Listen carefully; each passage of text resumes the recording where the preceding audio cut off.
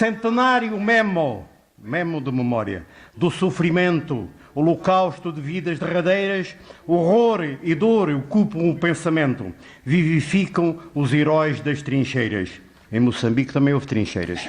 Oh, milhões de mortos desconhecidos, oh, soldado milhões mistificado, contrastes de heroísmos esquecidos, valores ainda hoje justificados. Soldado, homem-morte, homem-lama, confronto entre a coragem e o medo, no buraco que te deu vida e cama, e de manhã o caminho do degredo. Desprezo da morte e do sofrimento, Magala, transformada em gigante, herói das circunstâncias do momento, logo esquecido pelo poder mandante. 100 anos depois, nós vos evocamos, nós, combatentes de outras guerras e frentes, sobre vossos túmulos nos curvamos, deixando cair uma lágrima quente. A vós, mulheres, homenagem, em especial a ti, mulher portuguesa, mulher coragem, que sentiste na carne a dureza de colocar filhos à disposição da pátria, de acompanhar maridos sem tibieza, mulher de engenho e arte, na retaguarda ou na frente de combate, amor, força, determinação, coragem.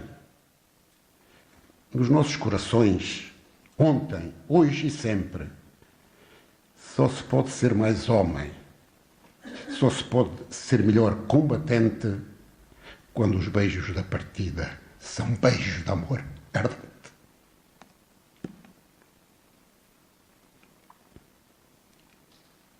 Com o tempo, a distância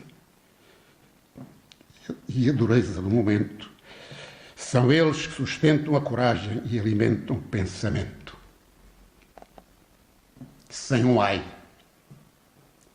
até o rendor beijo da chegada, ou o envio do último beijo à nossa mãe. A vós, mulheres, sempre conosco, anunciando um filho, ou escondendo de nós o maior sarilho, marcando presença e porte destemidos, imaginando ou não o que sofremos, sofrendo em silêncio nossos gemidos, por vezes chorando, salgando mais o mar salgado, outras dando força, desfalecendo a nosso lado. Oh, mulher soldado, que com teus filhos sempre estiveste fardado, beijamos com amor tua face delicada. E como destemidos combatentes, confidenciamos-te a sós. Foste, és e serás sempre mais corajosa, mais valente e mais doce que nós.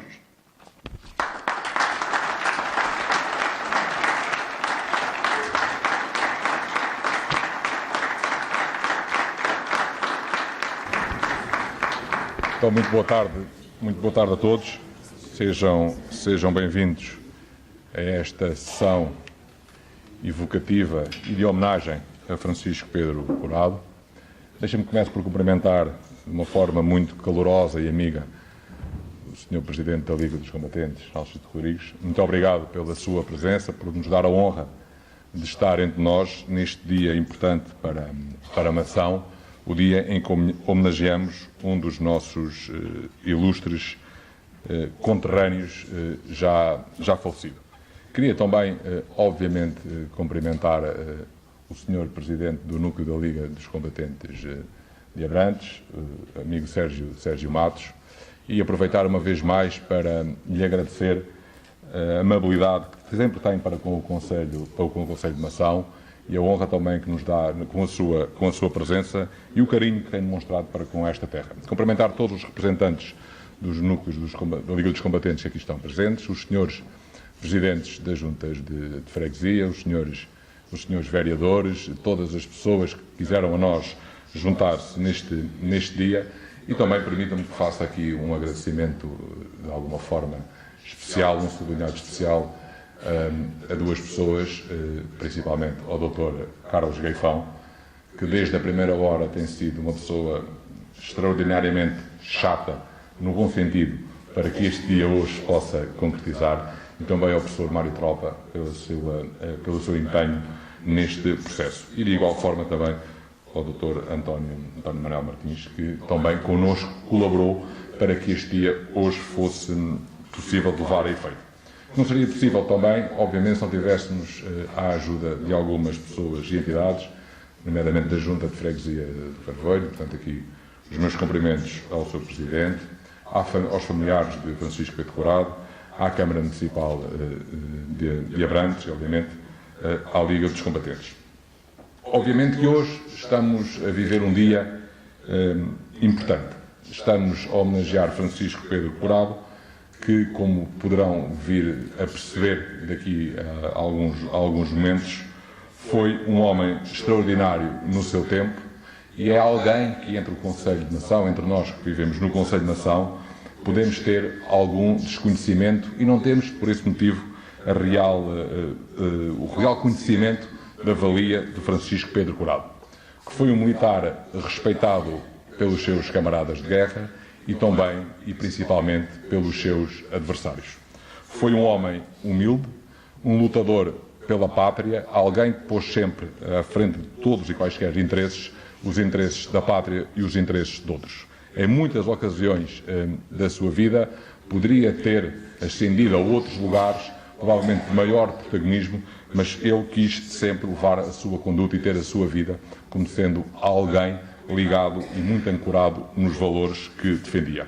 E desse ponto de vista é seguramente alguém que merece todo o nosso respeito e, mais do que isso, alguém que deverá ser um exemplo. Tenho a certeza que no final do dia de hoje, depois de ouvirmos aquilo que vamos ouvir relativamente à figura de Francisco Pedro Curado, ficaremos com a certeza que este homem foi uma cearense exemplar. E desse ponto de vista deveria ser e deverá ser para nós alguém que nos deve também a todos guiar e seguirmos de alguma forma o seu exemplo. É sempre bom que as terras, os concelhos, todos e cada um de nós tenhamos a consciência destas figuras que por aqui foram passando e que felizmente por aqui ainda vão passando e outros depois de nós passarão seguramente. Porque de facto é um orgulho, penso eu, para todo o Conselho de Nação, para todos nós, termos tido pessoas como Francisco Pedro Curado. Isto faz-nos levar e deverá nos fazer refletir e pensar de que de facto não somos menores, não somos menos do que os outros e que esta terra, felizmente, tem dado bastantes exemplos de pessoas de grande valor que no nosso país e também no estrangeiro têm dado excelentes indicações daquilo que deve ser um português e, neste caso concreto, uma cearense. E, portanto, hoje é um dia de motivo de orgulho para todos nós, homenageamos um dos nossos melhores. E, portanto, terminaria agradecendo uma vez mais a presença de todos, agradecendo a todos aqueles que possibilitaram que este dia pudesse vir a acontecer. E termino deixando uma vez mais esta palavra, que aquilo que Francisco Pedro Curado fez, o exemplo que ele nos deixou, possa também por nós ser seguido e possa ser inspirador para o futuro que todos nós temos de construir, também aqui no Conselho de Nação. Queria, mesmo antes de terminar, fazer também um agradecimento especial ao João Martins, que aqui está, e que irá já de seguida fazer um toque de alvorada, e portanto que foi a pedido de silêncio, que é a pedido da Liga dos Combatentes e da organização deste evento, o João fez o favor de aqui vir também juntar-se a nós e assim também agradecer este momento. Posteriormente irá usar da palavra o professor Mário Tropa, o Sr. Presidente da Liga dos Combatentes do Núcleo de Abrantes, Sérgio Matos, o historiador e jornalista Ricardo Marques, a quem não tinha agradecido, mas aproveito para agradecer agora a sua presença, que falará também sobre Francisco Pedro Curado, que é autor do livro Os Fantasmas de Rovuma. O Dr. Carlos Gaifão terá também uma intervenção e terminaremos com a intervenção do Sr. Tenente-General Joaquim Chito Rodrigues. E, portanto, a todos vocês, uma vez mais, muito obrigado pela vossa presença e ficam desde já convidados para um bobarete e um chave dourada de honra no final desta cerimónia. Muito obrigado a todos.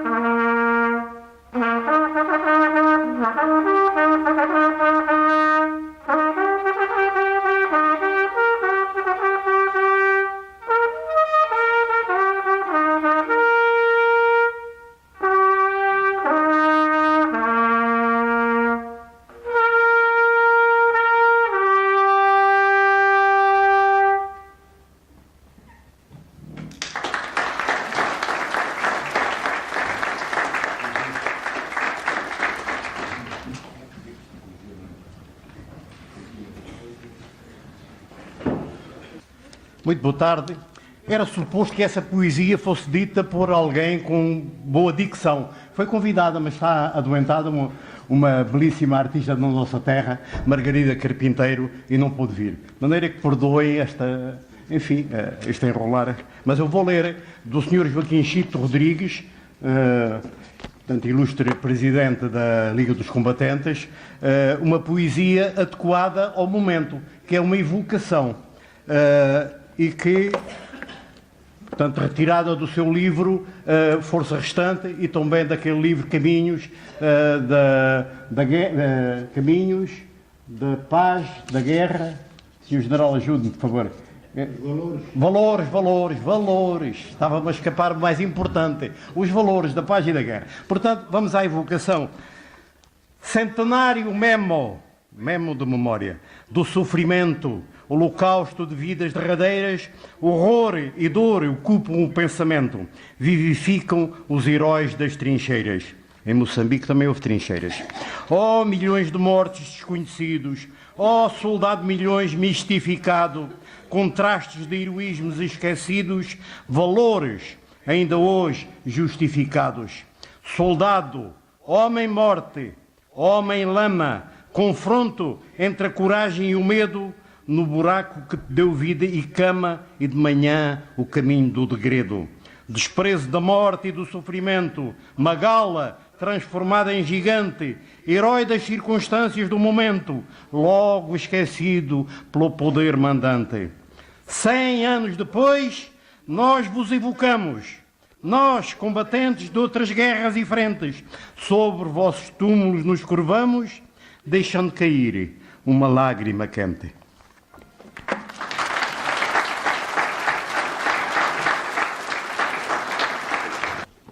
Muito boa tarde a todos os presentes. Um cumprimento muito especial aos nossos convidados. Gostaria de informar que esta é a primeira sessão do segundo ciclo de conferências ou de tertúlias do A Conversa Com, que começou a 25 de abril de 2014 e que hoje seria, se fosse tudo a seguir, seria a 33ª tertúlia, e que hoje, dado a singularidade da data, não é feita a uma sexta-feira à noite, na última sexta-feira do mês, como é habitual.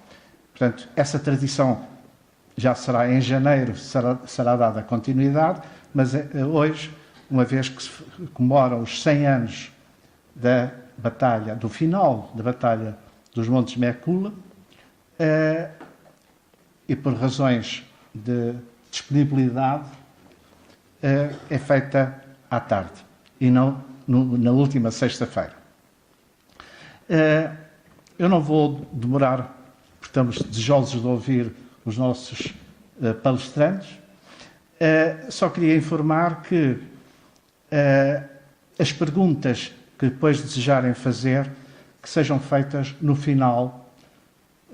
Portanto, as pessoas façam as suas notas para depois apresentarem no final, só no final, os pedidos de informação ou de esclarecimento que pretendam. Muito obrigado pela vossa presença. Muito obrigado.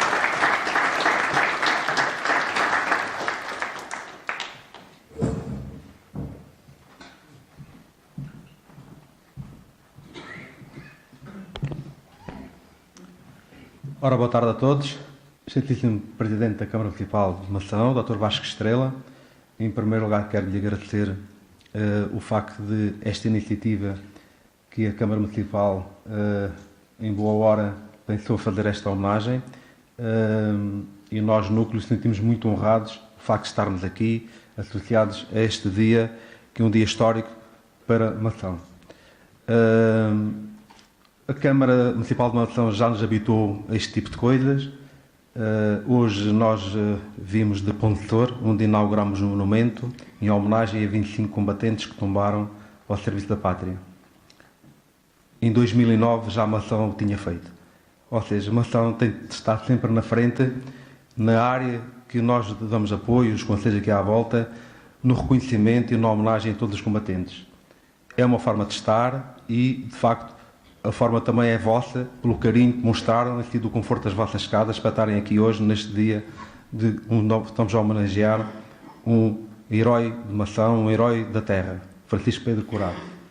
Não irei falar sobre ele porque há pessoas mais preparadas para isso, mas de facto é uma honra para nós, o núcleo de Abrantes, estar aqui neste dia, acompanhados também com os núcleos de Tomar, com o núcleo do Entroncamento, com o núcleo de Torres Novas, junto aqui, de forma a demonstrar o carinho que estes núcleos, com os seus presidentes que aqui estão em Porta-Guiões, se quiseram associar a este dia. Meu general, o facto da sua presença num ato oficial pela primeira vez nesta vila, torna este dia, de facto, um dia memorável. Não é fácil ter o presidente da Liga representando todos os combatentes de Portugal numa sala. É uma honra para nós, núcleo, conseguimos ter aqui o seu general nesta cerimónia. De facto, é pelo seu reconhecimento e todos nós temos que agradecer, pois é uma honra enorme a sua presença aqui na Vila de Mação. Excelentíssimos vereadores, excelentíssimo presidente de junta, comunicação social, combatentes, minhas senhoras e meus senhores.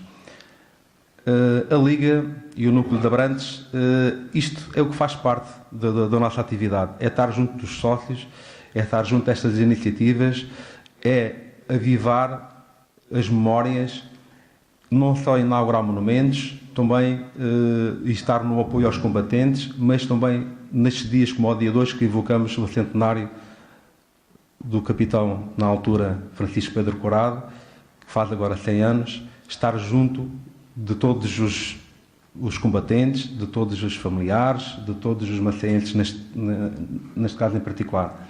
Portanto, as minhas palavras não são muito mais que isto, embora eu tenho que referir aqui uma pessoa, o Dr. Carlos Gaifão, um entusiasta desta área. Julgo que ele é a pessoa que mais sabe do herói de Mação, seguramente, pois foi ele um que nos incentivou à Liga e à autarquia para que este dia fosse uma realidade.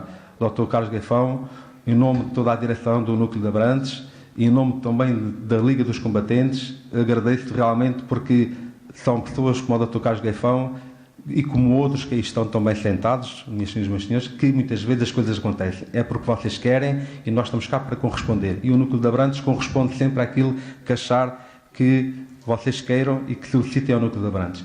Muito obrigado a todos e bem-ajam por esta iniciativa. Obrigado.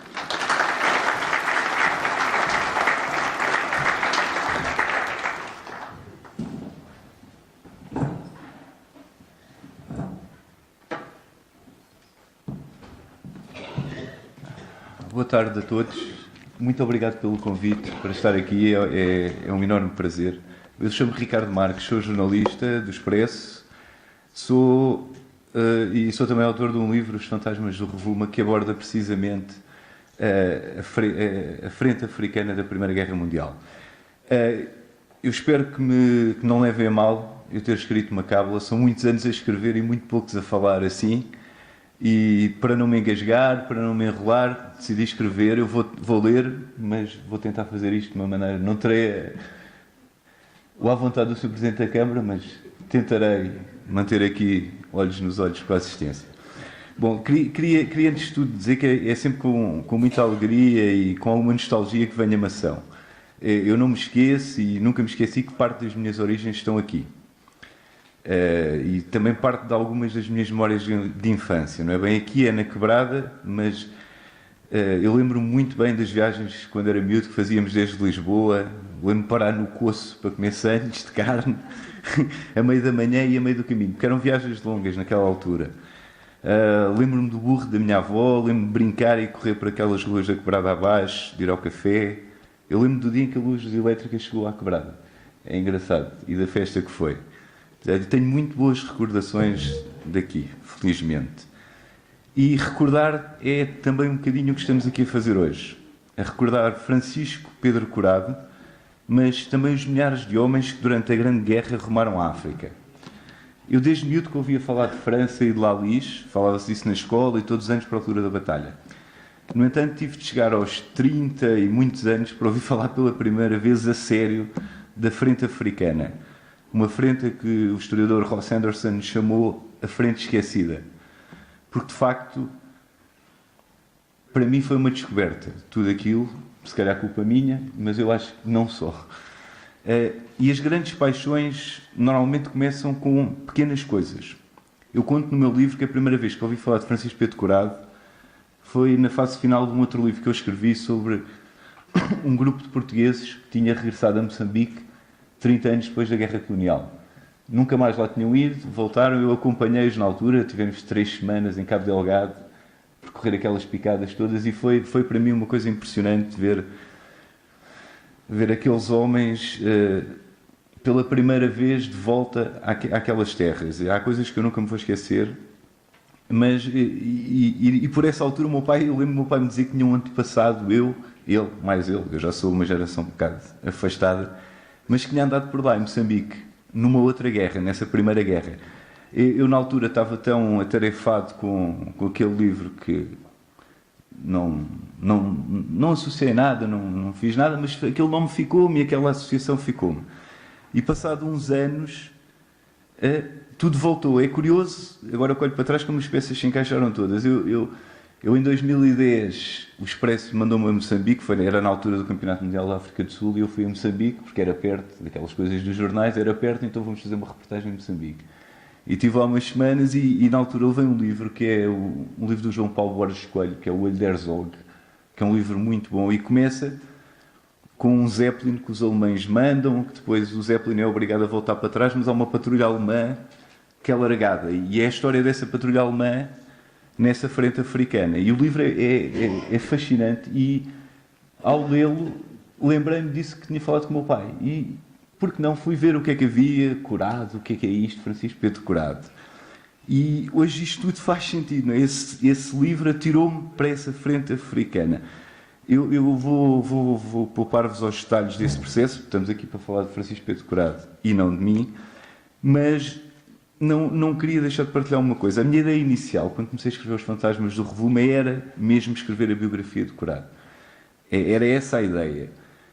Mas os primeiros elementos que recolhi eram muito prometedores. Afinal, eles estiveram um pouco em todo o mundo, Teste de Timor, São Tomé, pouco, Angola, e sempre em alturas importantes, em alturas decisivas. Ou seja, era um personagem que acompanhava a dinâmica dos acontecimentos históricos. E isso, para quem gosta de escrever, é aliciante, porque nos permite atravessar a história na vida de uma pessoa. Em termos narrativos, é muito aliciante. O problema é que quanto mais eu lia sobre a frente africana, mais compenetrado e mais consciente ficava de que a vida de Curado era uma vida entre milhares de vidas. E milhares de vidas em terras e em situações, para mim, absolutamente novas. E isso era fascinante, isso, e tornou-se, durante largos meses, tornou-se uma verdadeira obsessão. Eu confesso que passei quase um ano, todos os dias enfiado no sótão, depois de chegar a casa no jornal, mal via as miúdas, tinha muito pouco tempo para as miúdas, para a minha mulher, mas era isto, era de alfarrabista em alfarrabista, horas perdidas no computador a comprar livros, e tudo ia juntar, até ao momento em que a informação era tanta que só podia escrever, eu já não podia escrever só sobre o Curado, tinha que escrever sobre essa guerra no Rovuma. E o livro é esse. Eu há umas semanas escrevi um artigo no Expresso, por acaso o artigo está ali, obrigado pela simpatia, sobre a Batalha de Nugumano. Se calhar é essa enorme tragédia que precede o combate de Mekula, que assinalamos hoje aqui. Na segunda-feira seguinte, a sair o artigo no jornal, recebi um e-mail de um senhor que me acusava de só dizer mal dos portugueses e de dizer muito bem dos alemães. Acrescentava ele que conhecia alguns alemães e que nenhum deles era flor que se cheirasse. Eu fico sempre, e a pessoa fica sempre na dúvida a pensar se o senhor se calhar tem azar e só conhece os alemães errados, ou se é mesmo assim. Eu confesso que estas generalizações de que uns são todos bons e outros são todos maus me fazem alguma espécie, alguma confusão. Porque, além de serem erradas, nos dias que correm, e nós vemos isso muito, são perigosas. As coisas não são a preto e branco, por muito que nós... É curioso, num mundo tão complexo como aquele em que vivemos hoje, nunca se calhar houve tanta gente a ver o mundo a preto e branco. E isso é assustador. Eu acredito que nós, em cada momento da nossa vida, somos tudo aquilo que já fomos, mais as circunstâncias em que estamos. Só isso. Não, se calhar às vezes somos bons e corre bem, outras vezes corre mal e se calhar não somos assim tão bons. E agora, perdoem-me, mas em Moçambique, a ideia com que ficamos é que durante a Primeira Guerra algo correu muito mal. Não é uma questão de gostar menos de Portugal, não é uma questão de ser menos patriota, as coisas de facto não correram bem. E não é... Eu faz-me sempre confusão dizer isto, temo ser mal interpretado, mas há coisas que de facto por vezes não correm bem. E ali eu acho que claramente estamos perante um caso desses. Eu vou ler só um parágrafozinho muito rápido do que eu escrevo no livro, que é: o esforço de guerra português em França implicou o envio de, creio, não estar a cometer nenhuma incorreção, cerca de 55 mil militares. Desses terão morrido 1935, por aí. Eu estou-me a basear nas contas do historiador René Pélissier, admito que os números não estejam certos a este ponto, mas para Moçambique, da metrópole, foram enviados quase 19.500 militares. A esses juntaram-se, ao longo desses 4 anos, os portugueses viviam nas colónias, alguns, e mais soldados indígenas. No total, a frente africana terá envolvido cerca de 40 mil combatentes. Desses, morreram mais de 2.000 europeus. 3 vezes mais soldados indígenas e um número que nunca conseguiremos imaginar de carregadores africanos. Porque esses são as vítimas mais esquecidas disto tudo. Não contamos, porque basicamente eram carne para canhão, ninguém os conta. E porquê é que não se fala disto? Porquê é que nunca se falou nisto? Durante tantos anos eu não faço ideia. Mas talvez consiga imaginar. Mais uma vez, não me levem mal, mas eu acho que em 4 anos de guerra em Moçambique, nós não temos uma grande vitória militar. Ou seja, não estou aqui a falar das pequenas escaramuças nos postos fronteiriços, naqueles encontros ocasionais, nem de alções pouco relevantes. Estou a falar de movimentos táticos de grande alcance que garantissem a conquista de alguns objetivos estratégicos. Convenhamos que, de facto, a estratégia portuguesa durante a guerra foi relativamente errante. Ou seja, temos um mérito, e esse ninguém nos pode tirar. De facto, estávamos do lado certo da mesa das negociações no fim da guerra. E, com isso, garantimos a integridade dos territórios ultramarinos e, a esse nível, não há nada a dizer. Esse objetivo foi alcançado. Agora, tudo o resto sendo feito pelo caminho, não correu assim tão bem. Nós, aqui em Portugal, celebrou-se muito, na altura, a tomada de Kionga, que era um diferendo antigo que tínhamos com os alemães a posse daquele território, e as notícias nos jornais em Lisboa foram apoteóticas, era uma grande vitória portuguesa e tudo isso, mas aquilo foi tomado sem um único tiro. Houve um oficial que desmaiou porque apanhou muito sol, mas a tomada de Kionga é isso. Nós marchámos rumo a algo onde não estavam alemães. Tomámos Nevala da mesma forma, sem qualquer oposição. Os alemães tinham retirado antes. Já tinha corrido mal na primeira vez. Quando tentámos atravessar o Rovuma, fomos massacrados. Conseguimos fazê-lo depois, mais uma vez sem oposição. Fomos expulsos de Nevala, quando os alemães regressaram, trazendo uma peça enorme de um canhão do Königsberg, que era um navio que os ingleses afundaram. Foi talvez essa retirada de Nevala a noite mais negra do conflito. Nós não temos ideia, mas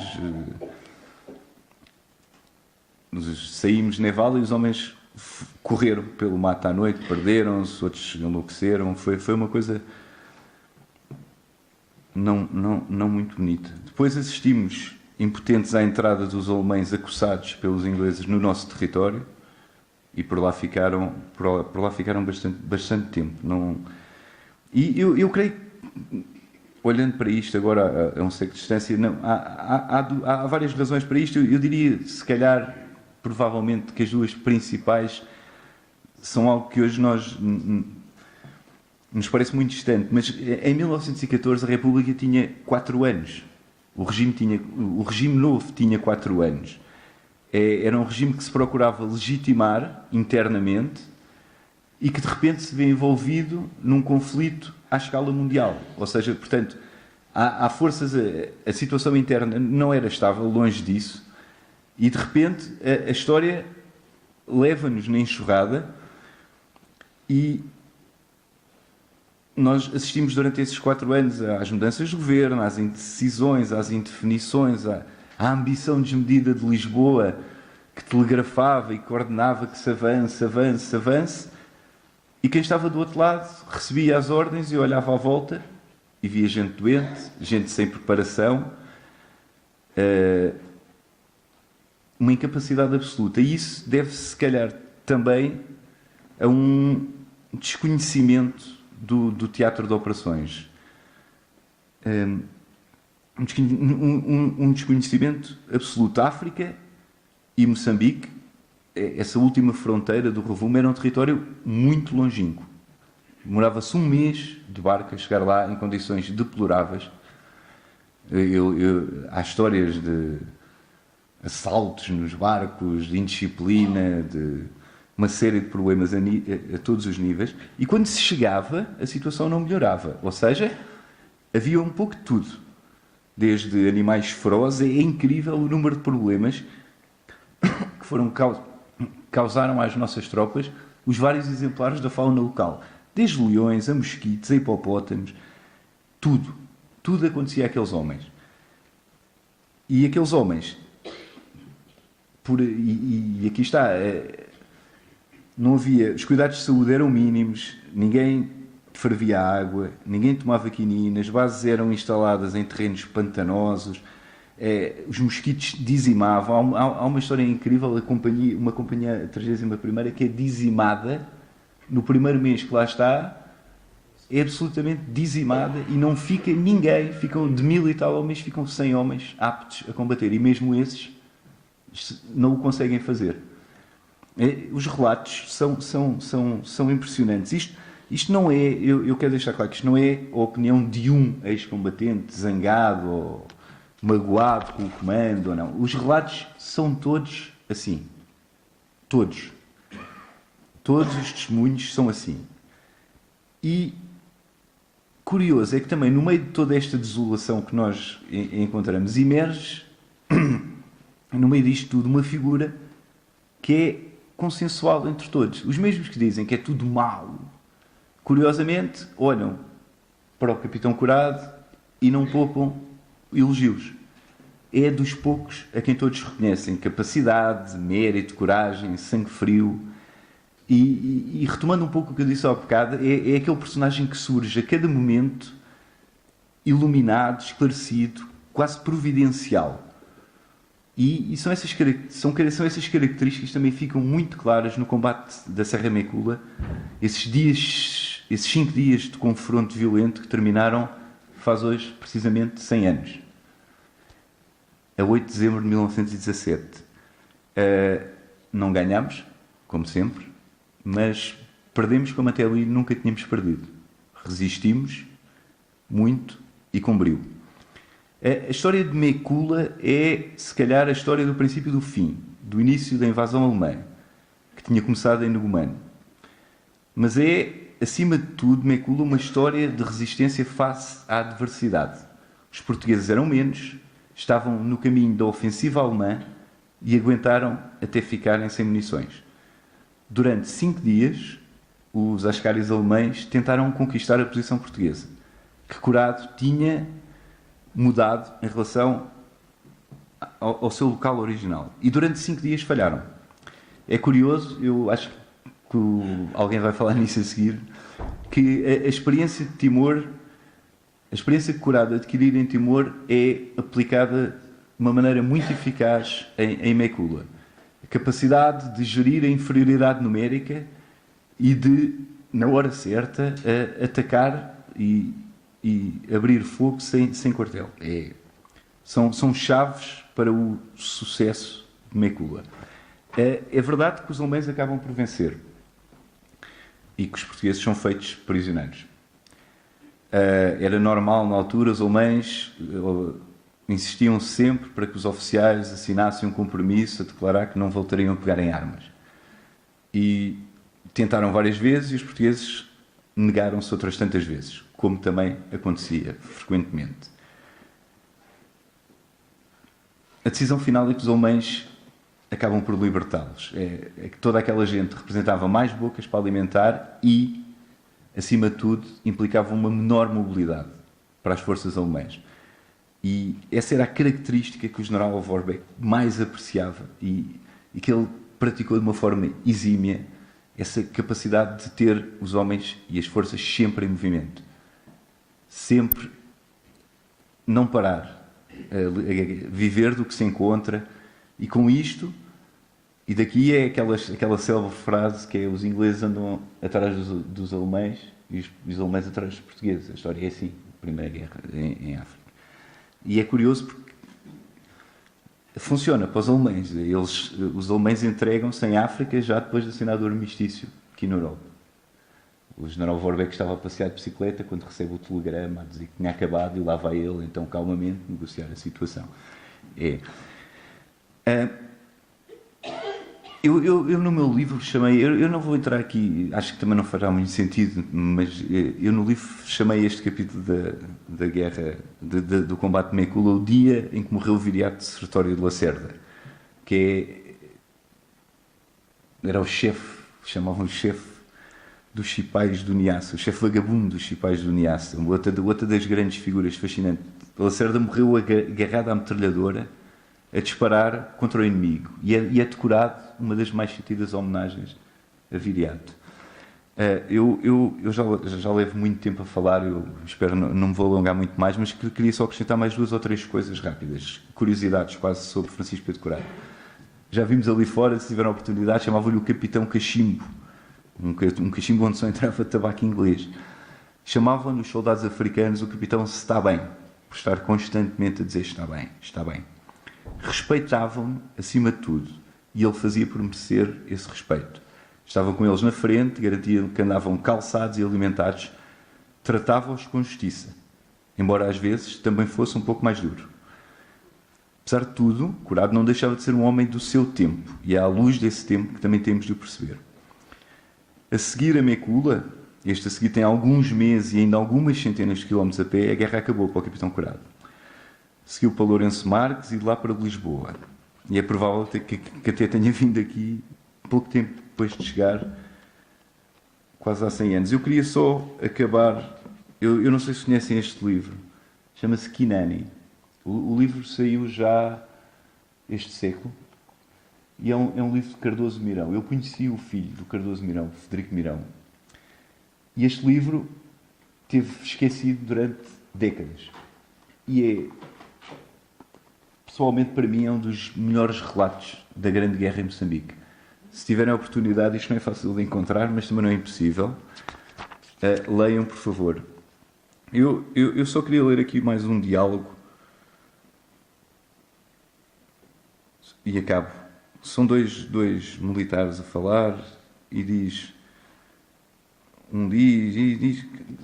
um, quer mais? Não, Ferreira, obrigado. Este capitão Corado é formidável. Acha, com este homem vai-se até ao fim do mundo. Tem horas? Tenho. 1 da noite. É tarde. A que horas chegou o primeiro à serra? Às 5. Às 5? Quem? O capitão Corado. Muito obrigado.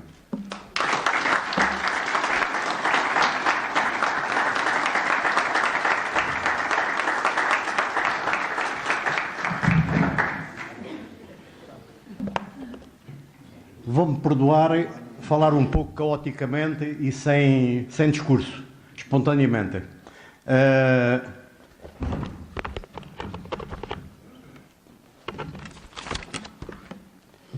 O O Francisco Curado nasceu, portanto tem ali a data de nascimento, 2 de fevereiro de 1873, pronto, tem ali as datas todas e tem uma curiosidade muito, muito interessante. A madrinha, quem foi a madrinha dele? Nossa Senhora. Ora, hoje, 8 de dezembro, é o dia da padroeira. Portugal inteiro, do Minho ao Algarve, de Vila Viçosa, à Mação, às Ilhas, comemora-se Nossa Senhora. Era o Capitão Curado, portanto, madrinha Nossa Senhora. Eu até fiz um versinho popular, uma coisinha muito pequenina, não é? Sereno pelo vale da morte, o capitão ia e vinha, guardava a Nossa Senhora, que era sua madrinha. Uma poesiazinha popular, portanto, eu não sou poeta. Ora bem, portanto, nas nossas raízes está uma coisa que é, todos sabem, mas poucos afirmam, é a religiosidade. Portugal, disse o nosso Presidente da República há 2 dias, uma coisa que todos sabem, não existiria sem o cristianismo, como sabem. A cruz, o grande símbolo. E sem os combatentes, a espada. A espada. E eu diria, acrescentaria a isso, e sem os poetas, porque os poetas eternizam os valores, eternizam esses grandes homens, as grandes ações.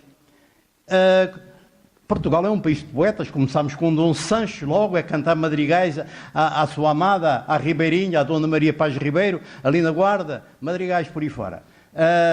E depois veio o Camões. Eu já ouvi dizer que não teria havido restauração se não fossem os Lusíadas. Portanto, a história escrita pelos poetas, os poetas, há poemas e há poetas que nos agarram em alma, que nos fazem vibrar, que nos iluminam o caminho. Vejam o caso do Pessoa, por exemplo, a falar do Nuno Álvares. Nuno Álvares, o Condestável. Dizia assim o Fernando Pessoa, que a auréola te cerca, é a espada que volteando faz é a espada que volteando faz esse sal no céu. Bom, por aí fora. E depois terminava assim o último verso, a propósito do Condestável. Esperança consumada, São Portugal em ser. Reparem, não dizia que era em ter, era em ser. Nuno Álvares Pereira, o homem mais rico de Portugal, doou tudo. Mas a espada numa mão e a cruz na outra. Portanto, São Portugal em ser. E dizia mais, o poeta, erga a luz da tua espada para a estrada se ver. Os poetas ensinam-nos, iluminam-nos o caminho. Portanto, os valores. Bom, isto a propósito da cruz e espada. E, portanto, temos que ir às raízes, como dizia também a Fernanda de Castro, naquele poema, é urgente. Urgente é construir serenamente, seja o que for. Choupana, o catedral. É trabalhar a pedra, o barro, a cal. É não deixar de perder-se uma semente que os poetas nos apresentam e distribuem. Não deixar de perder-se uma semente. Bom, a importância dos poetas. Ora bem, falando aqui do nosso Condestável, eu hoje a brigar com o travesseiro, saltaram 2 loucuras. Uma, porque realmente eu sou apaixonado aqui pela nossa terra, por Mação, não é? Então, uma das loucuras era esta. Na autoestrada eu punha um sinal de sentido proibido quando chegassem ali ao desvio para Mação. E obrigava-os a dar aqui uma volta. O Sr. General, quando ia para Castelo Branco, tinha que passar por Mação. E depois à saída. Portanto, o sentido para cima. E outro sinal de sentido proibido para os que iam para Lisboa. Tinham que dar outra vez a volta por Mação. Portanto, esta era uma das minhas loucuras. A outra loucura é que eu quero aqui uma estátua, ando a brigar por isto há 15 anos. Quero aqui uma estátua ao Francisco Curado no Largo dos Combatentes, porque ele foi o nosso maior combatente. Bom, é uma loucura porque não há dinheiro. E o Sr. Presidente diz que sim, mas estão bem, e onde é que está o Pili? Não há. Então, tudo bem, mas ponha lá um mármore. Eu acho que neste momento a variação, a Câmara, tudo, estão altamente sensibilizados para a importância deste homem, do lado dos combatentes. Foi o nosso maior guerreiro, foi um homem extraordinário, fabuloso. Pronto, adiante. O que é que eu queria dizer mais? Isto a propósito do negumano. Estavam lá, eram cerca de 1000 homens. Os alemães atacaram, não é? Dizem que foram realmente os grandes heróis, lá o tal general von Lettow-Vorbeck, etc. E as nossas tropas recebiam as orientações do poder político, influenciado pelos ingleses, espalharam os pequenos postos a distâncias enormes uns dos outros, portanto a logística era difícil, etc. Portanto, tudo muito, muito difícil. O Ricardo falou aqui no grande herói que foi o Lacerda, o Viriato Lacerda, o Sertório. É um livrinho que me trouxe agora ali o professor Zé Valente. Eu tinha-lhe dito que eu já tinha lido isto, mas não tinha cá o livro. Não tinha o livro. Descreve o combate. Eu não vou descrever os combates, nem isso tudo. O que está, leiam ali as crónicas, leiam ali o que dizem, não é? E quanto a este homem, basta ver os louvores que ele teve. Dezenas de louvores. E dos mais altos. Estão ali escritos, não é? Desde comendador da Torre Espada, 3 cruzes de guerra, 2 de primeira classe, 1 de segunda classe, comendador da Virgem, de Cristo, etc. Pronto, um homem... Não se dão assim medalhas com este valor assim a usar qualquer, um militar qualquer, não é? Tem que ser um homem de realmente muito valor. E depois as homenagens. Tem ali para folhear, depois de saírem daqui, folheiam ali uma série de coisas com as várias homenagens que foram feitas ao longo do tempo, particularmente depois da sua morte em 45, em 24 de maio de 45. Tem ali muita coisa. Desde o general Carveiro Lopes, que inaugurou uma rua em Lisboa, levou a Mafra, pôs lá o nome dele lá numa sala. O Galhardo, que saiu daqui também, isso logo em 95, aqui de Abrantes, também tem ali uma parada. Ele tem ali uma parada em Abrantes. Bom, é de facto um homem que recebeu muitas homenagens. O general Ferreira Martins a escrever sobre ele. Toda a gente, imenso. O coronel Zambuja Martins tem uma bibliografia volumosa. Portanto, quem estiver interessado em saber alguma coisa sobre o Francisco Curado, vai à bibliografia, e estão sempre, há novos investigadores agora, aqui o Ricardo, aquele jornalista lá de cima do Porto, o Manuel de Carvalho, que ainda estive a pensar em convidar, mas depois era... Não, isto tem que ser pouco tempo a falar, não é? 1 hora, até porque os nossos convidados têm que ir para as suas vidas e todos vós. Portanto, não. Vou ler só aqui Era um homem modesto e simples, o Francisco Curado. Era um homem modestíssimo e muito simples. E não queria louvores, ele não queria honras, fugia a isso. Começaram a falar na espada e tal, porque é um símbolo, a espada, escreviam coisas. Há ali uma cartazinha dele a dizer para a República, cuidado, eu nunca usei espada lá na coisa, não é? A espada que me entregaram, porque depois da batalha, ficaram tão impressionados com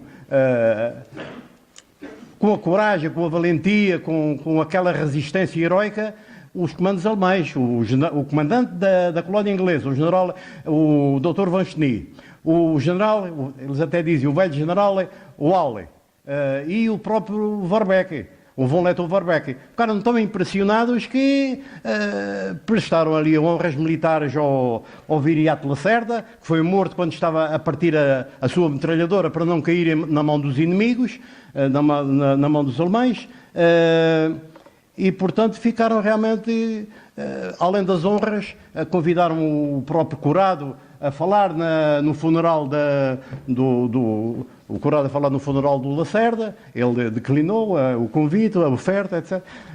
E depois há aqui, ele, como era um homem simples, não andava aí com muitas medalhas e tal a espalhá-lo. E poucas relíquias tem. Algumas estão no Museu Militar, outras estão no Museu Lopo de Abrantes, algumas poucas pequeninas coisas aqui na Junta de Freguesia, e aqui em Mação e tal.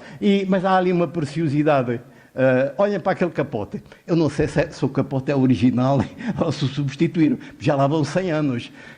Eu nestas coisas duvido sempre. Se calhar deu-lhe atrás e arranjaram um igual. Não sei. Mas pronto, aquilo está ali simbolicamente. É o capote do Francisco Curado. Deixemos-nos de conversas. Aquele capote é do Francisco Curado. Não há nada. Acabou. Se não é, passa a ser. E então, olhem para aquele capote. Porque era um capote interessantíssimo. No fim da batalha chovia, estava frio, tudo isso. Epá, o homem derrotado, dezenas de militares seus, então aqueles landis e macuas ali, mortos, feridos, etc. Tudo isso, acabaram-se as munições, como é que eles não podiam, tinham que se entregar, tinham que dar o toque de tinham que dar o toque de rendição, não é? Portanto, epá, imaginem, no fim de uma batalha de 5 dias ali, tudo aquilo, fria, chuva, etc. E estava ali o homenzinho, e depois chega lá o Van Cheny, onde é que está o vosso general? Chamem lá o vosso coronel e tal, não sei o quê. Aparece ali um capitãozinho. Era um gigante no meio da batalha. Sabem qual era a altura dele? 1,58 m. É que nos momentos difíceis, quando os outros se abaixam, os pequeninos, os homens não se medem aos palmos, agigantam-se. E então, 1,58 m, um grande homem, um homem extraordinário, fabuloso. E portanto, eles impressionados, a fria, o Cheny agarrou, onde é que está o vosso coronel? Depois aparece o capitão, ficou virado, e meia dúzia de gatos, ali 3 ou 4 oficiais, um deles estava ferido, depois morreu, levou uma bala na cabeça, o Lacerda. E onde é que está a tenda do capitão? Ele apontou para uma árvore, está ali, era a árvore, a tenda dele, não tinha tenda. Eles tinham destruído o acampamento anterior, mudaram de acampamento lá para cima, portanto não tinham nada, aquilo era a chuva. Bah. E o que é que ele tinha junto da árvore? O Chança, já faleceu, até me dizia que era uma micaia. Eu não sei o que é uma micaia, que era a árvore, não sei o quê, que andou lá para Moçambique e que viu a árvore onde ele pendurou o capote. De maneira que trouxe o capote e é o próprio general, é o próprio governador que lhe veste, ou o Wall, não sei qual deles, que lhe veste o capote e que o abraça e tudo isso, etc. Bom, coisa extraordinária. Mas então, isto a propósito do capote, está aqui escrita aqui a história do capote, não é? Porque é uma relíquia, e já que veio aqui tem ali uma exposição. A espada, que ele já disse, isto depois é os tais mitos, não sei. A espada dele, acho que está no Museu Militar. Ora, ali está outra espada. Está aqui o Sr. Mendes, o Sr. António Mendes, levanta o braçozinho. O Sr. António Mendes é que ofereceu aquela espada ao Museu Lopo. Sr. Joaquim. Perdão? Joaquim. Sr. Joaquim, ofereceu a espada. Veja bem. Diga, ofereceu ao Lopo, ao Museu de Brantes. Sim, eu ofereci as duas coisas. O boné e a coisa. Sim, senhor. O senhor já continua. Sim, senhor. Já continua, portanto, então, nós nunca mais. Tem que ir para Lisboa, anda aqui desde as santas da manhã, não é? A primeira vez que nós estamos aqui uma alta figura nacional, campeão olímpico, campeão de esgrima, tudo isso, etc. Um grande militar, um currículo fabuloso. Vejam a coleção Fim do Império. O livro do Sr. General Caminhos está numa coleção Fim do Império. Aqui o professor falou em 31 tertúlias. Olha que isso não é nada. O programa Fim do Império, que tem o patrocínio da Liga dos Combatentes e da Comissão Portuguesa de História Militar, já vai com 191 tertúlias. Lá está o livro do Sr. General, enfim, aquilo é uma tertúlia para invocarem as raízes, para invocarem a memória, para refletirmos. São momentos de reflexão. É importante. Bom, isto é a história do capote. Eu costumo dizer, vocês... quando achar que eu devo calar, batam palmas, pá.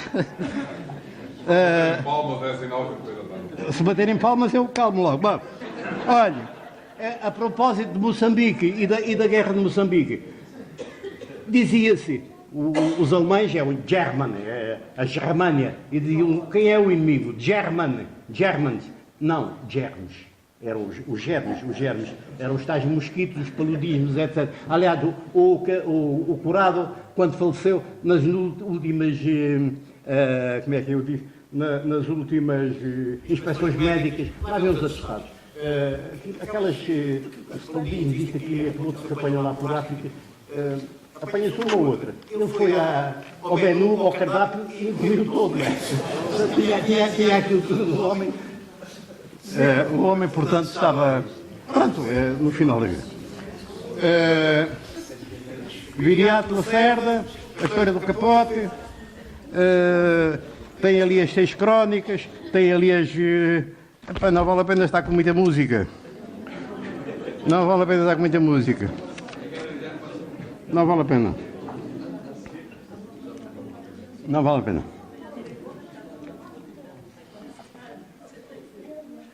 Para acabar, se me dessem tempo e espaço, era uma semana. Mas então vamos acabar e perdoem-me, já me estou a alongar. Já estou. Se calhar já não digo o poema. Da Fernanda de Castro, que eu comecei. Urgente. Perdão? Sim senhora. Urgente é construir serenamente, seja o que for. Choupana ou catedral. É trabalhar a pedra, o barro, a cal. E agora? Agora varreu-se não. É trabalhar a pedra. É trabalhar a pedra, o barro, a cal. É não deixar perder-se uma semente. Não deixar perder-se uma semente. Eles andam agora aí de avião a espalhar sementes para haver erva. Quando forem aqui para Mação, se o Presidente tome nota desta. Eu não quero ervas aqui assim no nosso concelho. Eu quero que eles espalhem semente de estevas, porque é um cheiro bonito. Cheira a estevas. Aqui, portanto, aqui tem que pôr estevas. E também é contra a erosão. Portanto, é trabalhar, é não deixar perder-se uma semente. É arrancar as ortigas do quintal. É fazer de uma rosa o roseiral. É bonito, eu tenho feito, e aqui meus amigos também agarram na rosinha, no pé, e fazem o roseiral.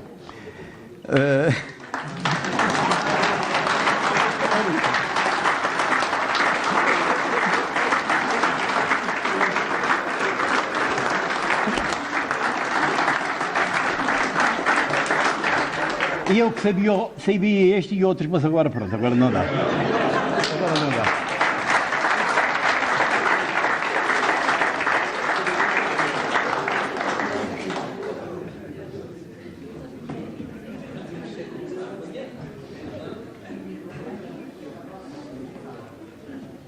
Mas o último verso, não posso usar. É respirar com alegria, ouvir cantar a rola, a cotovia e plantar do pinhal mais o pinheiro.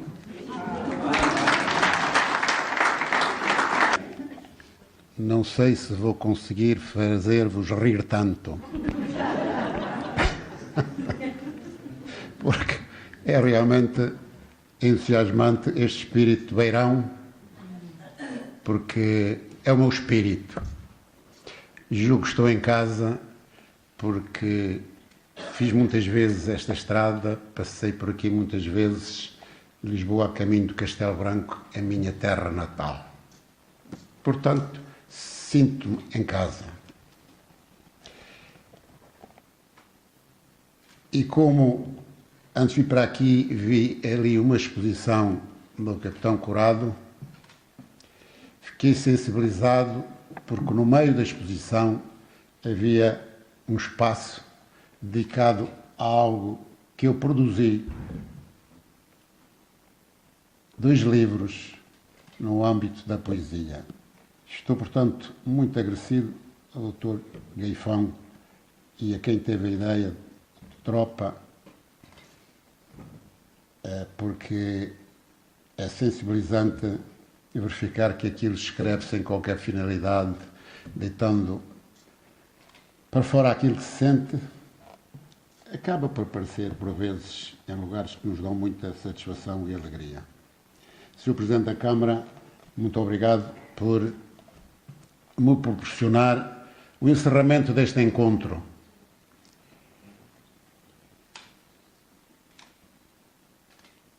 Eu começava por, mais uma vez, porque já o fiz hoje de manhã,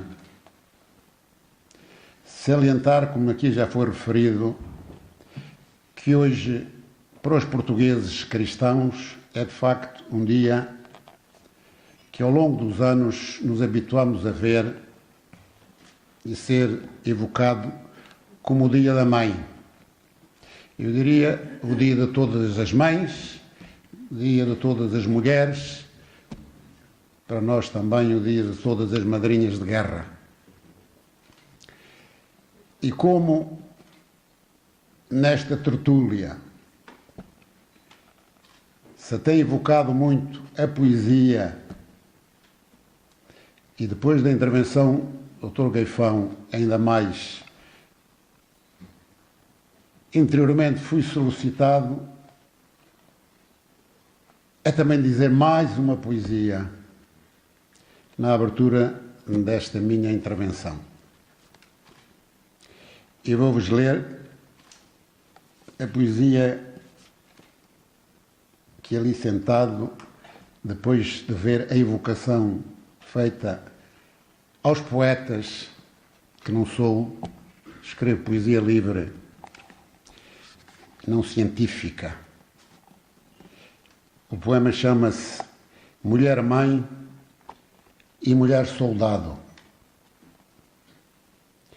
A vós, mulheres, homenagem, em especial a ti, mulher portuguesa, mulher coragem, que sentiste na carne a dureza de colocar filhos à disposição da pátria, de acompanhar maridos sem tibieza, mulher de engenho e arte, na retaguarda ou na frente de combate, amor, força, determinação, coragem.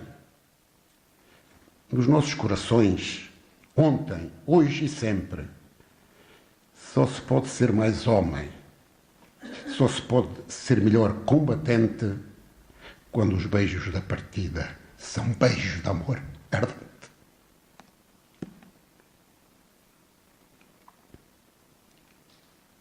Com o tempo, a distância e a dureza do momento são eles que sustentam a coragem e alimentam o pensamento. Sem um ai, até o renedor beijo da chegada, ou o envio do último beijo à nossa mãe. A vós, mulheres, sempre conosco, anunciando um filho, ou escondendo de nós o maior sarilho, marcando presença e porte destemidos, imaginando ou não o que sofremos, sofrendo em silêncio nossos gemidos, por vezes chorando, salgando mais o mar salgado, outras dando força, desfalecendo a nosso lado. Oh, mulher soldado, que com teus filhos sempre estiveste fardado, beijamos com amor tua face delicada. E como destemidos combatentes, confidenciamos-te a sós.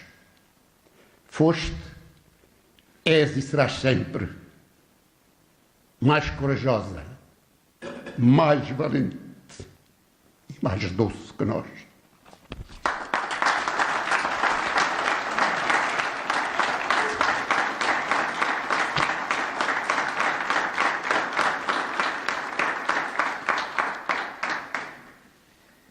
Custa ler, mas sente-se. Ouvi aqui duas intervenções e felicito-me por ouvir a intervenção de um jornalista, de um estudioso e conhecedor daquilo que aconteceu há um século em Moçambique. E felicito-me porque nunca ouvi a palavra desastre nem tragédia, que é muito comum. Que aquilo que os soldados portugueses fizeram em Lalis, em Naulila ou no Rovuma, muitos apelidarem de desastre e de tragédia militar, no sentido negativista daquilo que militares como nós, que conhecemos bem, o que é a floresta e o capim, fizeram 50 anos antes de nós. Portanto, felicito-me pela forma como expôs, pela forma como conseguiu transmitir um sentimento terrível, em situações terríveis, quer na Flandres, quer em Moçambique, quer em Angola, há precisamente um século. E há precisamente um século em que no norte de Moçambique, a pessoa que hoje homenageamos, oficial do Exército, dadas as circunstâncias do terreno e do momento, se evidenciou frente ao inimigo.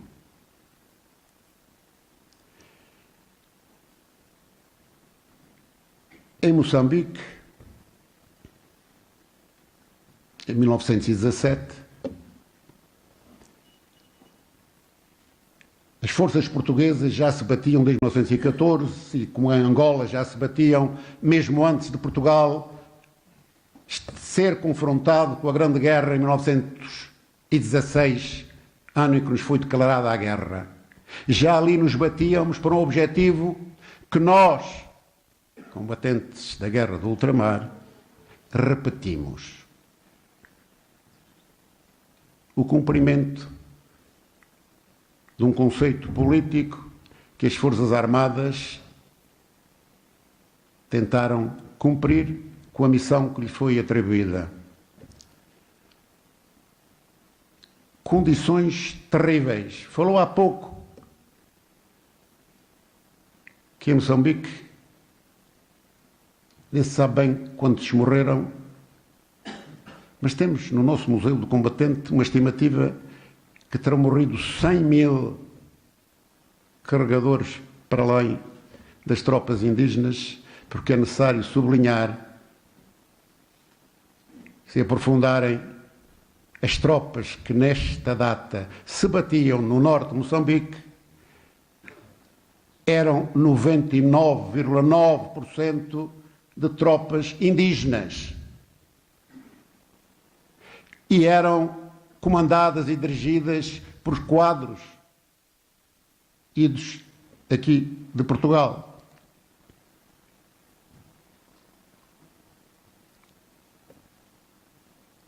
As tropas indígenas têm as suas características, batem-se também, mas não se bateram nem se bateram tanto como se bateram aqueles que foram no CEP para a Flandres. Mas se em 1917, em Moçambique e no norte de Moçambique, isso acontecia há 100 anos exatamente, acontecia a mesma coisa em Angola, em Naulila, onde mais uma vez nós conseguimos ler na literatura o desastre de Naulila. E enquanto hoje evocamos aqui o campeão do desastre de Negumano e de Mekula, o nosso capitão Curado, também em Naulila houve o herói de Naulila, Francisco Aragão. Francisco Aragão, herói de Naulila. Face às circunstâncias e ao momento, viria a ser um dos fundadores da Liga dos Combatentes. Mas Naulila e estes combates de Mekula são considerados, de facto, por muitos, no sentido negativo. Assim como a Batalha de Lalis, onde tivemos 300 mortos e cerca de 7.000 feridos e prisioneiros, é apelidada também de um desastre das Forças Armadas, para aqueles que leem a história no sentido negativo. Mas quando nós lemos a história da Primeira Grande Guerra e da Segunda, mas da Primeira Grande Guerra, em que milhões de pessoas faleceram, morreram, quer civis, quer militares, o nosso Corpo Expedicionário Português, que há precisamente também 100 anos, no mês de novembro, ontem, entrava em combate em França, em circunstâncias terríveis. 80% de analfabetos, integrados no exército inglês, colocados num país francês, treinados pelos ingleses depois de terem chegado ao campo de batalha, que só permitiram atuar em comunidade em novembro de 1917, em circunstâncias terríveis, que durante esse período ficaram reduzidas a 2/3 por doença, por mortes e por greves. Homenageia a sepultura do morto subalterno do capitão Curado. 50 anos depois defendemos as mesmas fronteiras. Foi desastre? Foi tragédia? 50 anos antes? Não. Contribuiu para que nós ali estivéssemos defendendo a mesma fronteira. O mesmo aconteceu em Naulila. Foi desastre? Foi tragédia? Não. 50 anos depois, nós estávamos a defender o Cunene. O mesmo rio onde 50 anos antes se tinha estado. Com os almais a invadirem o nosso território e nós a batermos com eles. Numa batalha de Naulila, em que faroeiros trouxeram a bandeira branca, porque não se pode dizer que nós perdemos a guerra ou perdemos a batalha, mas contribuímos. Com Pereira dessa, a seguir, para resolver o problema. E nós estamos lá 50 anos depois. 67. E o que é que acontece hoje? 50 anos depois. Acontece que o Rovuma é o mesmo rio que é fronteira de um país independente chamado Moçambique e que só existe porque nós existimos.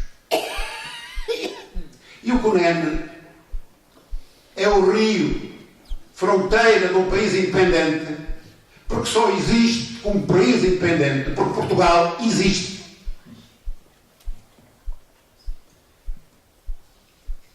E na França foi idêntico. Fomos integrados no exército inglês. E deixem-me fazer um parênteses.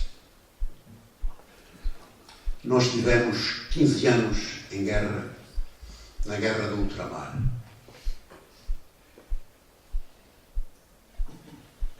Não tivemos generais ingleses, nem nenhum general estrangeiro durante esses 15 anos de guerra. E foram as forças armadas portuguesas, os oficiais, os sargentos e as praças portuguesas, por si sós, produziram durante 15 anos a guerra do ultramar, dando ao poder político um tempo necessário para resolver de outra forma aquilo que entendiam ser o ultramar português. E foram outra vez os militares portugueses que vieram resolver o problema, dizendo basta, indo de encontro ao sentimento da população portuguesa, terminando com uma guerra que durava há 15 anos. Infelizmente, cumprindo os 3 Ds, 2 de uma maneira altamente positiva. Vivemos em democracia. Não tem comparação o país com o país de 1974. O desenvolvimento é uma realidade, com todos os problemas que temos, mas não tem comparação. O outro D deveria ter sido mais bem pensado. Porque o outro D trouxe para os portugueses um abandono de territórios onde tinham muitos portugueses nascidos. E 500 mil regressaram a Portugal praticamente com o corpo, ou com o fato que tinham no corpo. e em Moçambique, 17 anos de guerra civil. Em Angola, 30 anos de guerra civil. Esse D foi muito mal planeado e pensado. Só há um território, Macau. Não era colónia, mas ali pensou-se e cumpriu-se o que dizia o movimento das Forças Armadas, que se devia descolonizar de acordo com a vontade das populações. Saímos 20 anos depois, com honra para ambas as partes. Talvez devêssemos ter tido mais tempo estratégico para pensar como devíamos ter cumprido este D.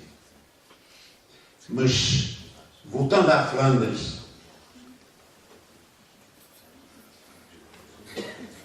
ali não foram as Forças Armadas Portuguesas que conduziram a guerra como nós fizemos no ultramar. E tenho a dizer que, se forem a rever a história, estivemos com os ingleses na Grande Guerra, estivemos com os ingleses nas invasões francesas, estamos hoje com exércitos europeus nas operações de paz, mas nós, combatentes do ultramar, fizemos a guerra com portugueses. E isso deve ser sublinhado. E não perdemos as guerras. Nem Angola, nem Moçambique, nem na Guiné. Com situações diversificadas. Favorável em Angola, menos favorável em Moçambique e ainda menos favorável na Guiné, mas não perdida a guerra. Conseguimos, portanto, também na Flandres, com as circunstâncias dramáticas em que os nossos combatentes tiveram que combater. É ler aquilo que os combatentes têm uma publicação no Major, o Estado-Maior do Corpo de Cidade Português, da 2ª Divisão, que enfrentou a ofensiva alemã. Uma divisão na frente, no dia anterior tinha regressado à retaguarda à 1ª Divisão, foi estendida em espaço para além daquilo que seria normal. No dia 9 de Abril, diziam que ia ser retirada da frente e ser substituída, e nesse dia aguentou uma ofensiva de 4 divisões alemãs com mais outra retaguarda e mais preparações de artilharia sucessivas que imediatamente destruíram toda a frente. Mas quem recuou primeiro não foram os portugueses do Corpo de Seguridade Português.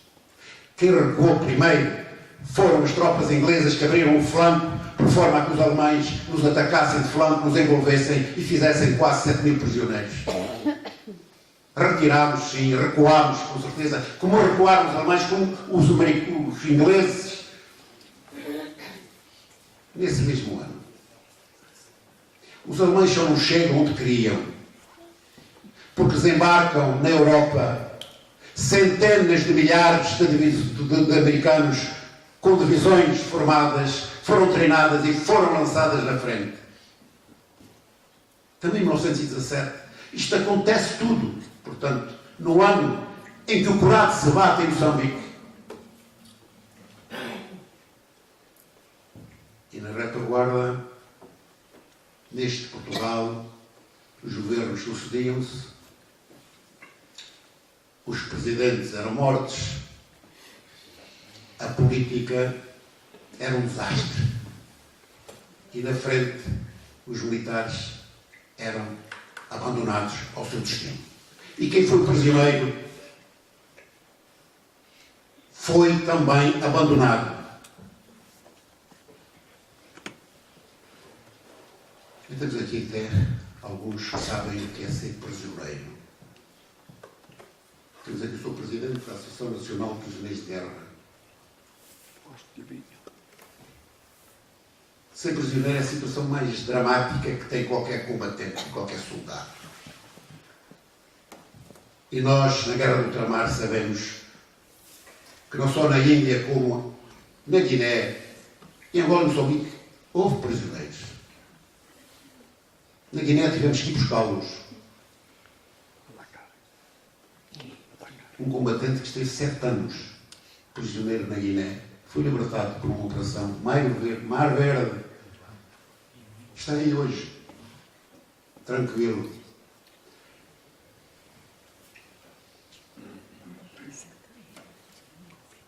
Eu termino dizendo, portanto, que eu sou hoje presidente da Liga dos Combatentes. Esta instituição nasceu precisamente porque, assim como os combatentes na frente sentiram a sua retaguarda sem lhe dar o apoio necessário e suficiente para se baterem, mas mesmo assim tendo-se batido, quando regressaram, doentes, estropiados, gaseados, cegos, foram abandonados. E houve um soldado ferido na Flandres, promovido a sargento miliciano, João Jaime Faria Afonso, que se lembra de criar uma instituição, uma associação para apoiar os seus camaradas que, regressados, ninguém lhe gaba nenhuma. Mal sabia ele que essa associação, quase a fazer 100 anos de vida, nunca mais fecharia as portas, batendo-se permanentemente por 2 grandes objetivos: a promoção dos valores e a prática da solidariedade. E se nós hoje estamos aqui a promover os valores, se nós estamos aqui hoje a reconhecer atos de bravura de gente desta terra, se nós estamos aqui hoje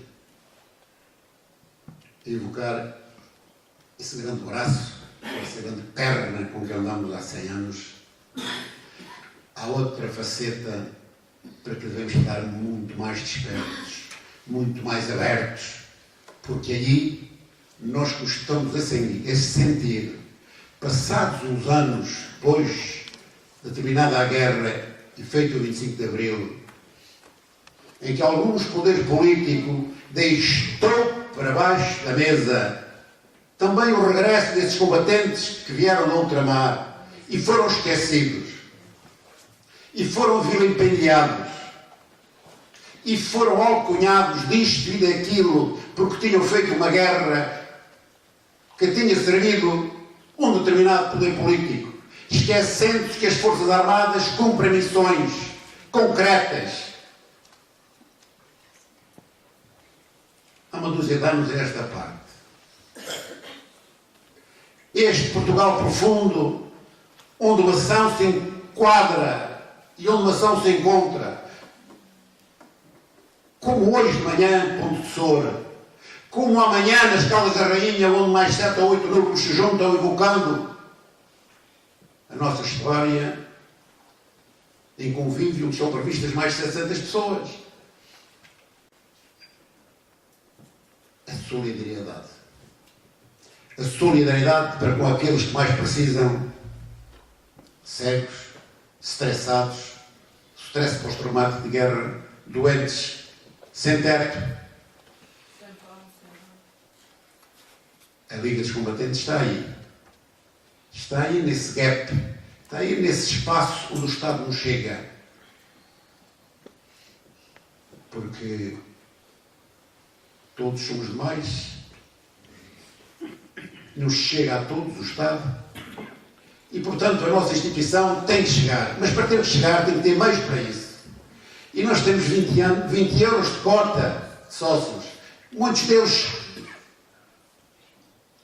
não cumprem esse seu dever. Mas não é com 20 euros de cota que nós conseguimos fazer aquilo que fazemos. Temos de descobrir, temos de ser apoiados. E tem que muitas das portas onde batemos não se nos fecharem. E está nas vossas mãos. Está nas vossas mãos levarem a nossa bandeira longe, dizendo que existe uma instituição que se honra de ter um dia com os seus elementos combatido Portugal de armas na mão, cujos objetivos finais são a promoção da história, a promoção dos símbolos nacionais, a honra aos mortos e, do outro lado, estar desperto. Como agora, lançamos um apelo para saber se algum combatente tinha sido sacrificado por aquilo que aconteceu ao redor desta terra, nestes incêndios devastadores. 2 combatentes que foram referenciados ficaram sem casa e ficaram com a roupa que tinham vestido. E a Liga dos Combatentes, mais uma vez, vai apoiar esses combatentes por forma a eles verem reconstituída a sua casa, dentro das suas possibilidades. Estendi-me demais, mas peço desculpa porque eu não venho aqui frequentemente, porque a Liga dos Combatentes tem hoje em dia 115 núcleos espalhados pelo país e pelo estrangeiro. Somos uma instituição a crescer. Não somos uma instituição do passado. Somos uma instituição do passado, do presente e do futuro. Ainda temos muitos combatentes da guerra do ultramar, mas já temos muitos combatentes daqueles que bateram as operações de paz humanitárias. 50% dos dirigentes dos nossos núcleos são já gente jovem. Temos aqui o presidente do núcleo de Abrantes, que é um exemplo, e outros exemplos estão aí sentados, jovens que dirigem hoje já a Liga dos Combatentes, porque a nossa instituição é uma instituição perene. E afirmo com convicção, está nas nossas mãos transformar esta instituição numa instituição perene, porque os seus objetivos são objetivos nacionais, estamos ao serviço do país e dos seus membros em particular. Qualquer sócio, qualquer cidadão português pode ser membro da Liga dos Combatentes, quer combatente ou não combatente, quer que tenha servido nas Forças Armadas ou na GNR ou na Polícia de Segurança Pública, podem ser membros da Liga dos Combatentes. Se forem família daqueles que vestiram a farda das Forças Armadas, são sócios extraordinários, sócios efetivos, sócios combatentes. Mas aqueles que nem isso foram, sócios apoiantes, desde que se revejam nos nossos objetivos. Portanto, quem está nesta sala, se quiser apoiar combatentes necessitados, famílias necessitadas, encontra uma instituição secular que garante que essas ajudas são dirigidas no bom sentido daqueles 2 grandes objetivos: promoção dos valores e prática da solidariedade, dentro daquele grande grito que nós temos: Liga dos Combatentes, valores permanentes, Liga dos Combatentes em todas as frentes. Muito obrigado a todos por terem ouvido.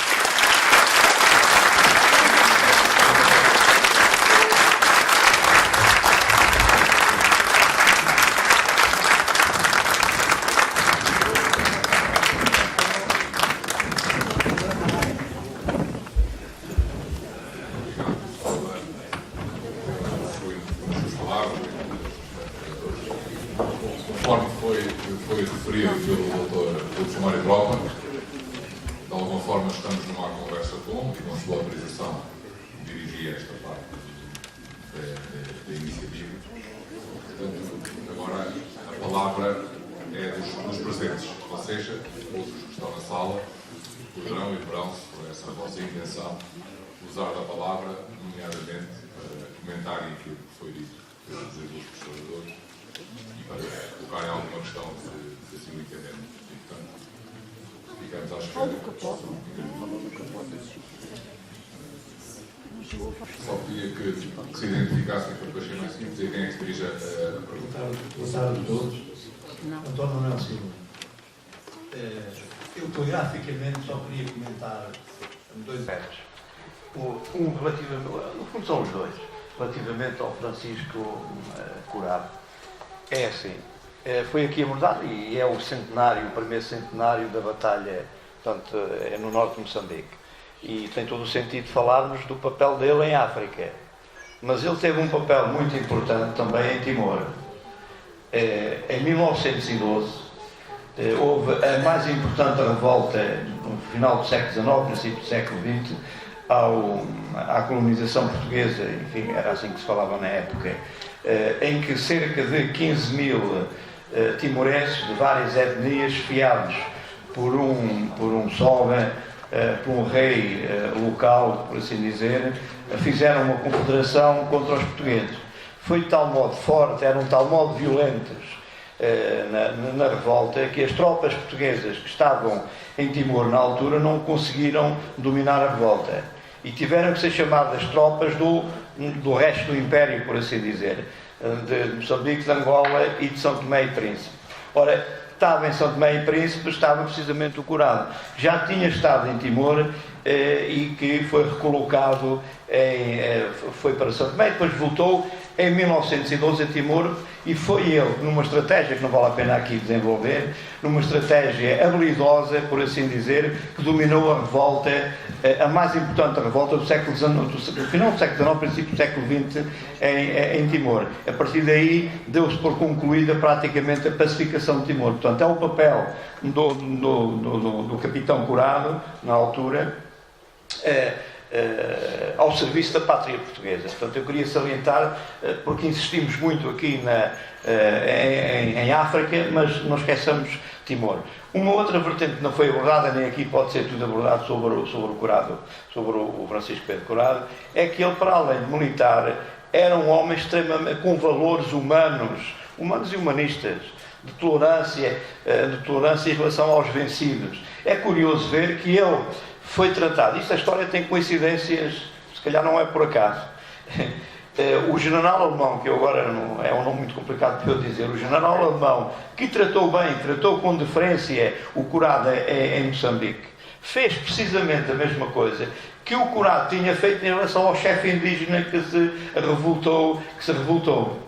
Julgo que ele se chamava Boaventura.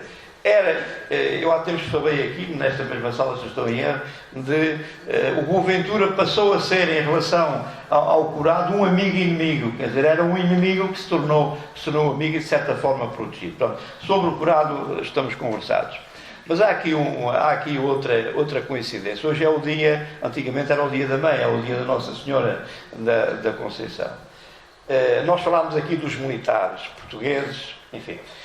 Mas não esqueçamos que o Curado, o tenente-coronel Curado, tinha uma esposa, que era a Dona Laura. E isso remete-nos, hoje sendo o dia da mãe, remete-nos para uma outra dimensão da guerra, que é o papel das mulheres na guerra.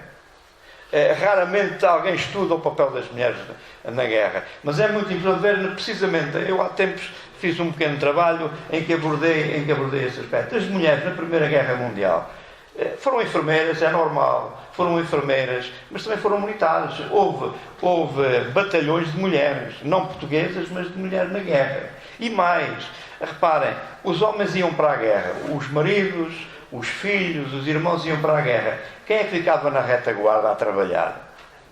Eram as mulheres, que eram enfermeiras, eram mecânicas, eram eletricistas, eram operários, faziam o trabalho todo para os homens, que os homens estavam na guerra. Portanto, este papel também tem que ser sublinhado, ainda mais hoje, que é o dia da mãe. Portanto, temos que ter a noção também desse aspecto. E depois, para terminar, muito importante, e depois reparem, quem é que aturava os combatentes quando eles regressavam a casa?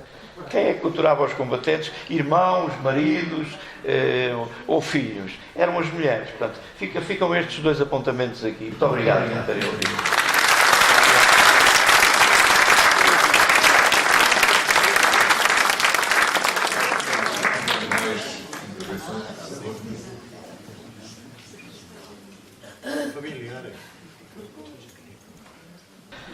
Eu só queria realçar o seguinte, é que eu fui um dos últimos a ter contacto com a esposa do tenente-coronel, visto que ela era uma pessoa muito íntima da minha família, e depois, mais tarde, quando ela faleceu, foi-me concedido os troféus que existiam da pessoa do tenente-coronel, que era uma espada e um bivac. O bivac está ali, a espada, para mim, o espada não está ali.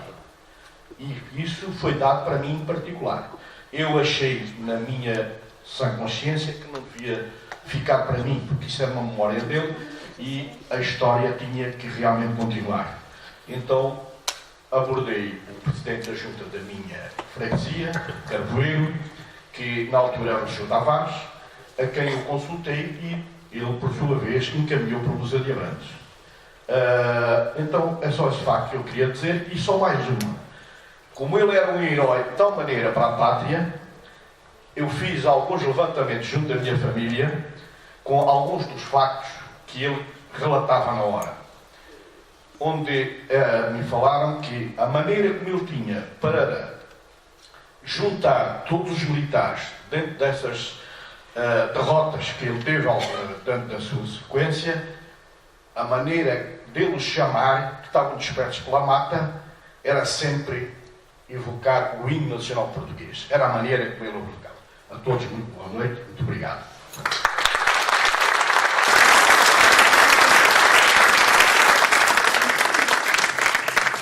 Obrigado. Mais questões, por favor? Comentários?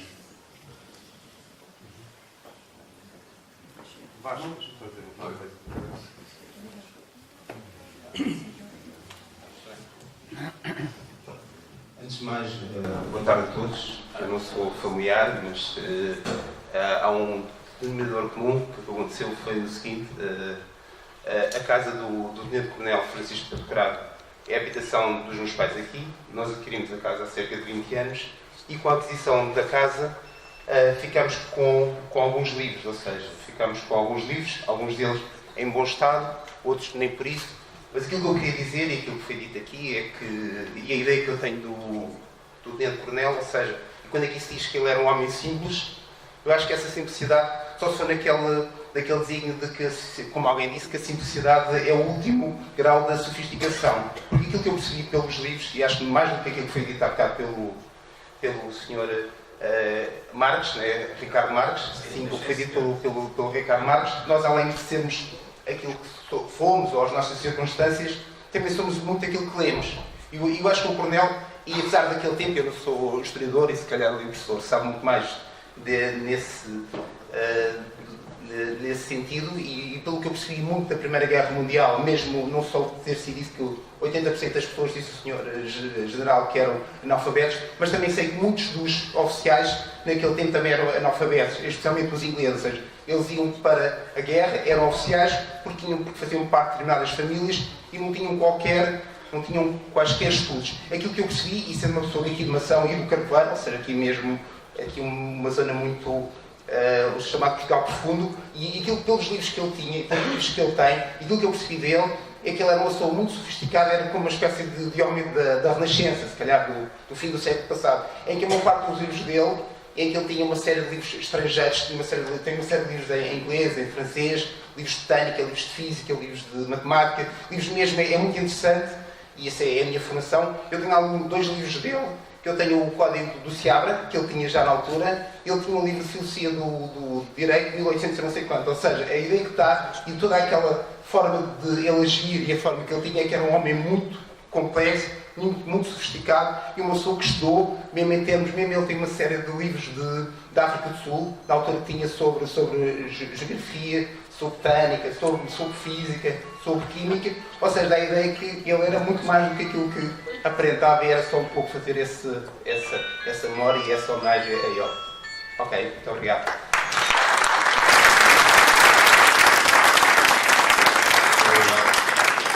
Aqui a receber novos contributos. Mas já vai utilizar a terceira intervenção hoje. Mas como disse a vida do contrário, assim como deve vir. Na qualidade de público. Na qualidade de público. Era de facto, portanto, sublinhando a sua intervenção, estão a ouvir comigo? Sublinhando a sua intervenção, ele de facto é um estudioso. E essa história dos oficiais não saberem, isso era um pouco mais antigo. Os sargentos é que tinham que saberem, porque os oficiais, para ser oficial, não era preciso saber ler nem escrever, por serem fidalgos. Mas o curado teve aquele curso superior de comércio, estudou alemão, estudou inglês, estudou aquelas matemáticas superiores, estudou isso tudo. Se quiserem ver, tem ali uma pastazinha pequenina, que eu andei lá pela Liga dos Combatentes a tirar fotocópias, e tem ali até os certificados das habilitações. Portanto, vejam ali, é mais um pormenor. Muito obrigado.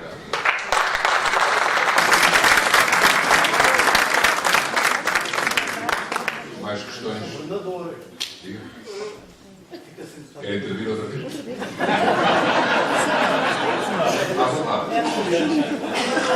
Convidado para governador. Sem ser o Dr. José Carlos que fala mais alguém.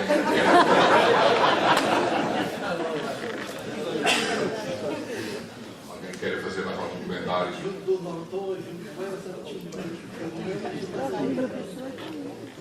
Mais alguma intervenção? Bom, se ninguém quiser intervir, com a autorização do Sr. Mário Tropa, daríamos por terminada esta conversa com e também esta cerimónia, esta evocação, esta homenagem a Francisco Pedro Curado, que acho que foi proveitosa, foi gratificante e acho que ficamos todos a conhecer um pouco melhor da vida deste homem e onde também foram deixadas aqui algumas reflexões que pensou importantes para todos nós, para aquilo que já vivemos e para aquilo que nos falta viver, que espero que seja muito. E, portanto, a todos vocês, uma vez mais, muito obrigado pela vossa presença.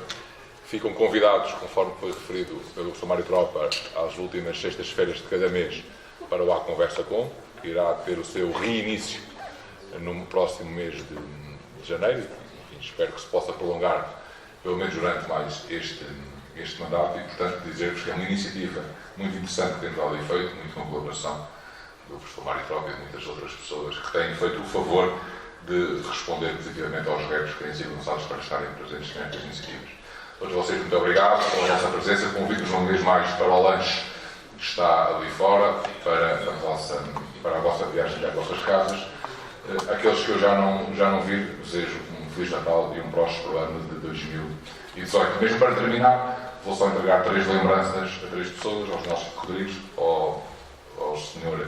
jornalista, ao Ricardo, nosso conterrâneo, e ao Sérgio. Muito obrigado.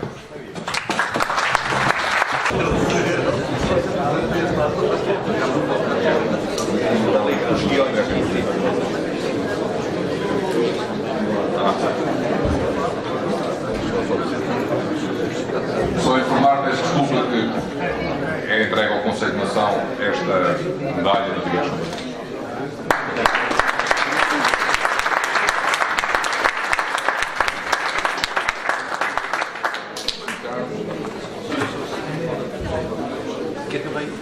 Já agora só dizer que estamos a oferecer o livro ao autor deste livro sobre o Rio Tejo.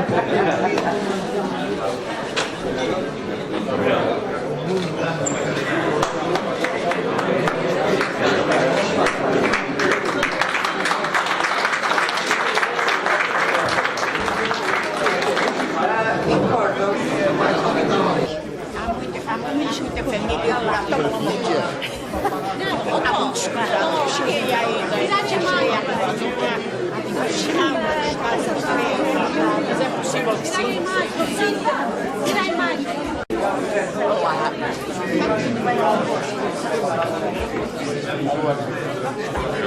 Obrigado.